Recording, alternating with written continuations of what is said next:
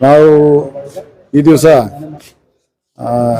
ಮಾನ್ಯ ಗೌರವಾನ್ವಿತ ಲೋಕಾಯುಕ್ತ ಸಾಹೇಬರ ಆದೇಶದಂತೆ ಅವರು ನೀಡಿದ ವಾರೆಂಟ್ ಮೇರೆಗೆ ವಿಜಯಪುರ ಪ್ರಾದೇಶಿಕ ಸಾರಿಗೆ ಕಚೇರಿಯಲ್ಲಿ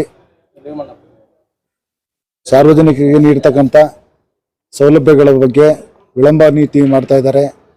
ಮತ್ತು ಸರಿಯಾದ ಸಮರ್ಪಕವಾದಂಥ ಸಿಬ್ಬಂದಿಗಳು ಕೆಲಸಗಳು ಮಾಡ್ತಾ ಇಲ್ಲ. ಜೊತೆಗೆ ಏಜೆಂಟ್ಗಳ ಮುಖಾಂತರ ಹಣ ಸಂಗ್ರಹ ಮಾಡ್ತಾರೆ ಅಂಥೇಳಿ ಸಾರ್ವಜನಿಕರಿಂದ ಭಾಳಷ್ಟು ದೂರುಗಳು ಬಂದಿದ್ದು.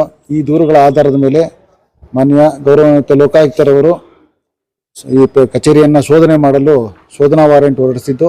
ಅದರಂತೆ ಈ ದಿವಸ ನಾವು ಶೋಧನೆ ಕೈಗೊಂಡಿದ್ದೀವಿ. ಶೋಧನಾ ಕಾರ್ಯ ಮುಂದುವರಿತಾ ಇದೆ. ಮಾಡ್ತಾ ಇದ್ದೀವಿ, ಈಗ ವೆರಿಫೈ ಮಾಡ್ತಾ ಇದ್ದೀವಿ. ವೆರಿಫೈ ಮಾಡಾದ್ಮೇಲೆ ಇದ್ರ ಬಗ್ಗೆ.